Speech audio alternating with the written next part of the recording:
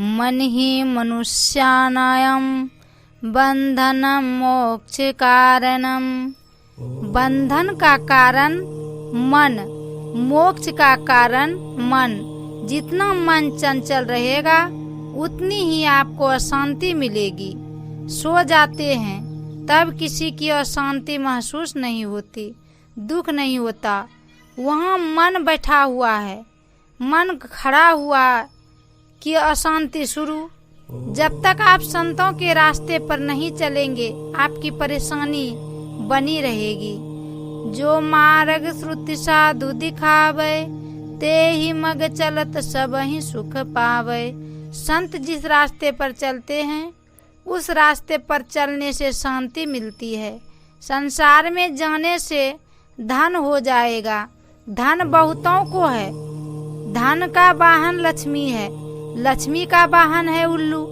धनी आदमी है, घर में धन सड़ रहा है और आपके पड़ोसी का बच्चा दाने दाने के लिए बिलख रहा है। उसे नहीं दिखता कि 2-4 किलो अन्न दे दे।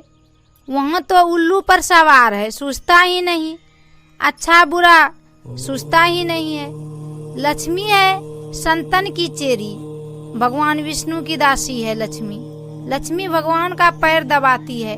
यदि परमात्मा को प्राप्त कर लेंगे तो लक्ष्मी आपका भी पैर दबाएगी। गुरु महाराज को देखिए, रुपये की वर्षा होती थी, रुपया चढ़ाने वाले को फटकार भी लगती थी। लक्ष्मीपति को प्राप्त कर लिए थे। सकल कामदायक भगवान, आप लक्ष्मी के पीछे, संसार के पीछे दौड़ते हैं। अपनी छाया को आप पकड़ पाएंगे, आप दौड़ते जाएंगे, छाया बढ़ती जाएगी। जिंदगी भर दौड़ते रहिए, छाया को पकड़ नहीं पाएंगे। आपको सिर्फ उलट जाना है, अब छाया आपके पीछे चलेगी।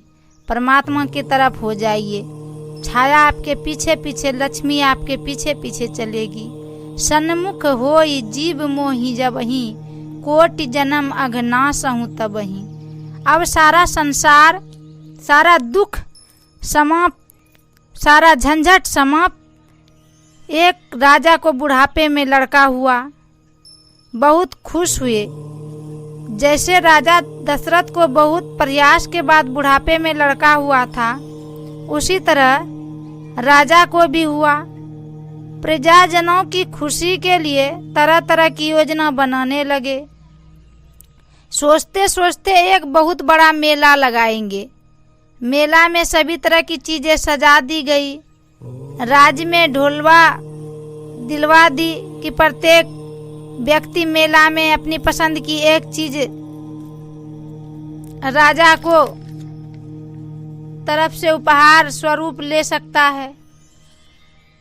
लोग मेला में अपनी अपनी पसंद की एक एक चीज लेने लगे। कोई टीवी, कोई फ्रिज, कोई कपड़ा आदि लेने लगे। एक विवेकी सत्संगी गया मेले में, देखता है सभी चीजें लेने लायक है। वह सोचने लगा कि कौन उपाय करूं कि सब मेरा ही हो जाए। वह मेला में घूमते घूमते पहुंचा राजा के पास।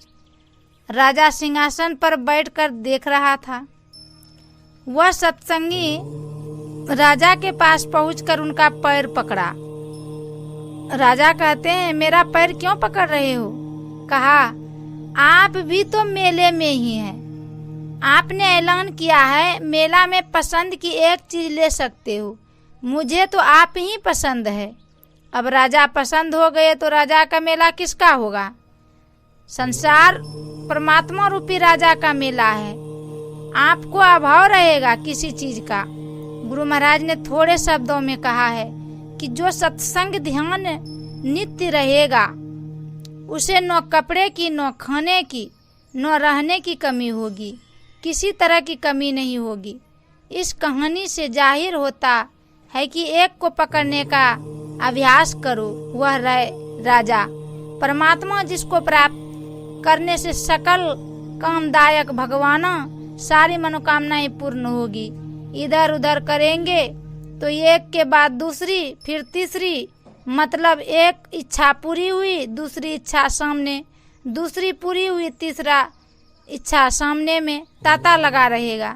समुद्र का लहर थोड़ा है, मन के लहर से लोग कहते हैं कि सत्संग ध्यान में जाएंगे तो काम बिगड़ जाएगा। विश्वास डावाडोल होते रहता है। संशयात्मक बुद्धि विनाश को प्राप्त करती है। जहाँ संशय हुआ वहाँ विनाश निश्चित है। इसीलिए निर्धारित लक्ष्य पर चलना है। साधु से गुरु महाराज कहते थे, जितना जानते हो उतना सुना दो, समझा दो। ऐसा नहीं कि पूर्ण हो जाएंगे तब समझाएंगे। पूर्ण तो कोई कोई होते हैं। अभी सुन